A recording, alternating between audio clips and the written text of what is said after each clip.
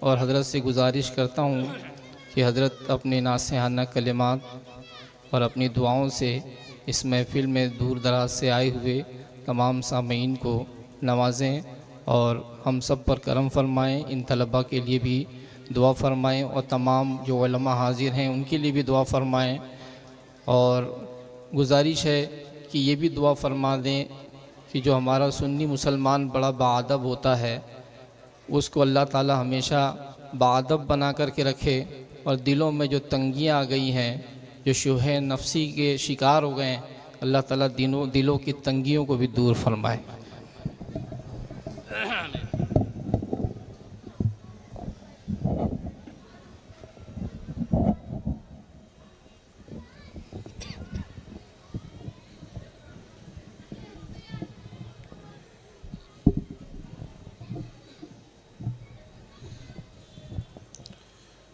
محترم سامعین، السلام علیکم ورحمۃ اللہ وبرکاتہ۔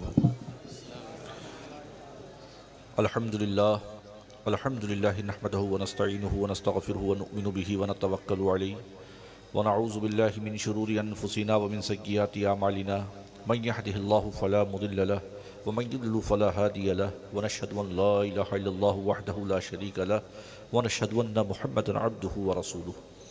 اما بعد فاعوذ باللہ من الشیطان الرجیم، بسم اللہ الرحمن الرحیم۔ اقرأ بسم ربک الذی خلق، صدق اللہ مولانا عظیم وصدق رسولہ النبی الامین الکریم، ونحن علی ذلک لمن الشاہدین والشاکرین والحمد للہ رب العالمین۔ آئیے سب سے پہلے ہم اور آپ نبی رحمت نور مجسم احمد مجتبیٰ محمد مصطفیٰ صلی اللہ تعالیٰ علیہ وسلم کی بارگاہ بکس پناہ میں ہدیہ درود و سلام پیش کریں۔ پڑھیں صلی اللہ علیہ نبی امی وعلیہ صلی اللہ تعالیٰ علیہ وسلم، صلاۃ والسلام علیک یا رسول اللہ صلی اللہ تعالیٰ علیہ وسلم۔ وہ زمانے میں معزز تھے مسلمان ہو کر، وہ زمانے میں معزز تھے مسلمان ہو کر، اور ہم خوار ہوئے تاریخ قرآن ہو کر۔ درس قرآن اگر ہم نے نہ بھلایا ہوتا، یہ زمانہ نہ زمانے نے دکھایا ہوتا۔ محمد صلی اللہ تعالیٰ علیہ وسلم کی محبت دین حق کی شرط اول ہے۔ محمد صلی اللہ تعالیٰ علیہ وسلم کی محبت دین حق کی شرط اول ہے، اسی میں ہو اگر خامی تو سب کچھ نامکمل ہے۔ امام عشق و محبت فرماتے ہیں، میں تو مالک ہی کہوں گا کہ ہو مالک کے حبیب، یعنی محبوب و محب میں نہیں میرا تیرا۔ پیارے دینی بھائیوں، آپ حضرات نے حضرت علامہ محفوظ الرحمن صاحب سے بہت ہی اچھا بیان سماعت کیا۔ اس سے پہلے ہمارے نوجوان عالم دین سے بہت اچھا بیان سماعت کیا۔ اتنا بڑا مجمع یہاں موجود ہے، یہ بات آپ تک ضرور پہنچنی چاہیے کہ وہ قوم جس کتاب پر ایمان رکھتی ہے، قرآن مجید پر ایمان لاتی ہے، ایمان رکھتی ہے، اس کی پہلی جو آیت نازل ہوئی وہ کیا تھی؟ اقرأ بسم ربک الذی خلق۔ اس میں پڑھنے کا ذکر ہے، اور آج افسوس اور ماتم کے ساتھ یہ کہنا پڑے گا کہ سب سے زیادہ اگر جہلہ کی تعداد ہے تو وہ ہمارے قوم میں ہے۔ ہم نوجوانوں پر، اپنے بچوں پر پڑھائی کے لیے کوئی کوشش نہیں کرتے۔ جس کتاب پر ہمارا ایمان ہے،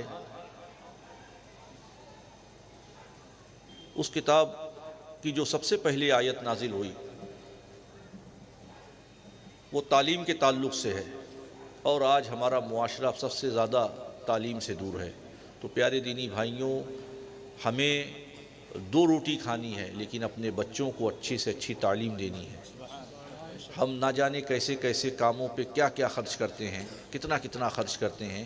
کیا ہمیں یہ توفیق نہیں ہوتی کہ ہم اپنے علاقے، اپنے محلے، اپنے گلیوں میں جائزہ لیں کہ وہ بچے، ہمارا بچہ، ہمارے اپنے بچے کے لیے تو ہم ضرور کوشش کریں اچھے سے اچھی تعلیم دینے کی، لیکن وہ بچے ہمارے علاقے، ہمارے محلے، ہماری گلیوں کے جو پڑھنے لکھنے میں تیز ترار ہیں، ان کے پاس ذرائع وسائل نہیں ہیں۔ تو تو ان بچوں کو اگر ہم ایڈاپٹ کر لیں، ان بچوں کو اپنے ذمے لے لیں، ان کی تعلیم کی ذمہ داری اپنے ذمے لے لیں، تو یقیناً ہمارے معاشرے میں یہ جو تباہی مچی ہوئی ہے یہ ختم ہو جائے گی۔ ہم سب کچھ کرتے ہیں لیکن تعلیم کی طرف متوجہ نہیں ہوتے، کتنے افسوس کی بات ہے۔ ہم اپنے اسلاف کا عرس زور و شور سے بناتے ہیں، تمام لاکھوں کروڑوں روپیہ ہم خرچ کرتے ہیں، لیکن ہمیں یہ توفیق نہیں ہوتی کہ انہی بزرگان دین کے نام سے ہم بچوں کو اسکالرشپ تقسیم کریں۔ وہ بچے جو پڑھنے لکھنے میں تیز ترار ہیں لیکن ان کے پاس ذرائع وسائل نہیں ہیں، وہ اپنے ماں باپ کی خدمت کے لیے، اپنے گھر کو چلانے کے لیے کم عمری میں ہی کام کاج پہ لگ جاتے ہیں، تو ان بچوں کو ایڈاپٹ کریں، ان کو پڑھائیں، ان کو لکھائیں۔ یقیناً وہ بچہ جب پڑھ لکھ لے گا تو وہ اپنے پورے گھر کی کفالت کرے گا، اپنے پورے گھر کی ذمہ داری کو اٹھائے گا۔ تو پیارے دینی بھائیوں، آپ حضرات اپنے محلوں میں، اپنی گلیوں میں، اپنے علاقوں میں اپنے بچوں کو تو اچھے سے اچھی تعلیم دینے کی بھرپور کوشش کریں۔ اپنے علاقے، اپنے محلے، اپنی گلیوں میں وہ بچے جو غریب ہیں، پڑھنا لکھنا چاہتے ہیں، ان کی آپ مالی مدد کریں، ان کو ایڈاپٹ کریں، ان کو اپنے ذمے لیں۔ بہت ساری تنظیمیں ہماری ہیں جو فلاحی کاموں میں بڑھ چڑھ کر حصہ لیتی ہیں، ان تنظیموں سے بھی یہ گزارش ہے کہ وہ تعلیم کے میدان میں اور میڈیکل فیلڈ میں بہت سارے ایسے لوگ ہیں جو بیچارے دواؤں کے لیے تڑپ رہے ہیں، اور ہم لاکھوں روپیہ صندل میں اڑا رہے ہیں، لائٹنگ میں خرچ کر رہے ہیں، دنیا بھر کی خرافات میں خرچ کر رہے ہیں۔ تو ان لوگوں کی دواؤں کا ہم اہتمام کریں، اپنے محلے، اپنی گلیوں، اپنے علاقوں کا جائزہ لیں۔ جو بچے پڑھنا لکھنا چاہتے ہیں، اچھی تعلیم حاصل کرنا چاہتے ہیں، ان کی بھرپور مدد کریں، ان کو بھرپور تعاون کریں۔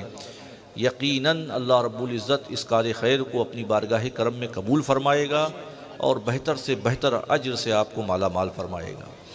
آج سنی مسجد بلال میں ایک صاحب آئے، ہم بیٹھے ہوئے تھے جمعہ کے بعد، انہوں نے بتایا کہ حضرت میرا نوجوان لڑکا ہے، وہ ڈپریشن میں ہے اور اس کا علاج جاری ہے، دعا فرمائیے اور اللہ تعالیٰ اس کو ڈپریشن سے نکال دے۔ یہ ہوا کہ بھائی نوجوان لڑکا ڈپریشن میں کیسے چلا گیا؟ کہا حضرت ایک تو یہ ہے کہ اس کو سروس نہیں مل رہی ہے، اس کے لیے وہ اتنا زیادہ متاثر ہو گیا ہے کہ ڈپریس ہو گیا ہے۔ یہ ہوا کہ اسلام نے 1400 سال پہلے ہی ڈپریشن کا مرض جو تھا اس کا علاج بتا دیا تھا۔ ہمارے نبی نے جو ہے وہ ہمیں یہ علاج دے دیا تھا۔ اللہ کا ذکر کیا جائے، اللہ کی بارگاہ نا امید نہ رہا جائے، اللہ کی رحمت، اللہ کی رحیمی کریمی پر کامل ایمان رکھا جائے، اللہ غیب سے اسباب، حالات، ذرائع، وسائل پیدا فرمائے گا۔ ہم نے اس کو مشورہ دیا کہ اپنے بچے کو کہیے کہ نماز پنجگانہ کی پابندی کرے، قرآن سے اپنے رشتے کو مضبوط کر لے، یقیناً اس کا ڈپریشن ختم ہو جائے گا۔ جب وہ اللہ اور اللہ کے رسول سے اپنے رشتے کو مضبوط کر لے گا، وہ یہ سمجھ لے گا کہ الرازق اللہ ہے، تو خود بخود اس کا ڈپریشن ختم ہو جائے گا۔ تو پیارے دینی بھائیوں، ضرورت اس بات کی ہے کہ اپنے معاشرے میں اسلامی اخلاق و آداب کو پھیلائیں۔ وہ نوجوان بچے جو ہمارے مخارج کے ساتھ قرآن نہیں پڑھنا جانتے، انہیں مکاتب میں لا کر مخارج کے ساتھ قرآن کریم پڑھایا جائے، انہیں بیسک دینیات، روزمرہ کی ضرورتوں میں جو مسائل پیش آتے ہیں ان سے ان کو آگاہ کیا جائے۔ یقیناً وہ مخارج کے ساتھ قرآن پڑھیں گے، تلاوت قرآن پاک کثرت سے کریں گے، تو وہ ہر طرح کی ڈپریشن سے محفوظ رہیں گے، ہر طرح کی خرافات اور گندگی سے محفوظ رہیں گے۔ قرآن کریم، اللہ رب العزت قرآن مجید میں ارشاد فرماتا ہے، الا بذکر اللہ تطمئن القلوب، بے شک اللہ کے ذکر ہی سے دلوں کو راحت ہے۔ تو پیارے دینی بھائیوں، اللہ کا ذکر کریے، اس کے رسول صلی اللہ تعالیٰ علیہ وسلم کی جو تعلیمات ہیں اس پر عمل کریے، زندگی بہت خوشگوار گزرے گی۔ پیغام دینے کا مقصد یہ ہے کہ آپ حضرات اس پر عمل کریں، اور خاص طور پر نوجوانوں کو، بچوں کو جو پڑھنا لکھنا چاہتے ہیں ان کی زیادہ سے زیادہ مدد کریں۔ وہ بچے جن کی اسکول کی فیس باقی ہے، ان بچوں کی فیس ادا کر کے ہم اللہ کے رسول صلی اللہ تعالیٰ علیہ وسلم کی بارگاہ کرم میں خراج عقیدت پیش کریں۔ بہت سارے ایسے موقع آتے ہیں جس میں ہم لاکھوں کروڑوں روپیہ خرچ کرتے ہیں۔ یقیناً جشن میلادت رسول پر ہم کروڑوں روپیہ خرچ کرتے ہیں، جشن غریب نواز پر ہم کروڑوں روپیہ خرچ کرتے ہیں، جشن مخدوم پاک پر ہم کروڑوں روپیہ خرچ کرتے ہیں۔ ان بزرگوں کے نام سے، اللہ کے رسول صلی اللہ تعالیٰ علیہ وسلم کے نام سے ہم بچوں میں اسکالرشپ تقسیم کریں۔ وہ گھر جو پریشان حالی کا شکار ہے، جہاں فاقہ ہو رہا ہے، ان گھروں میں ہم اناج بھجوا کر اللہ کے رسول صلی اللہ تعالیٰ علیہ وسلم کے بتائے ہوئے طریقہ پر عمل کر سکتے ہیں۔ تو پیارے دینی بھائیوں، زیادہ سے زیادہ فلاحی کام کریے اور اپنے مال کو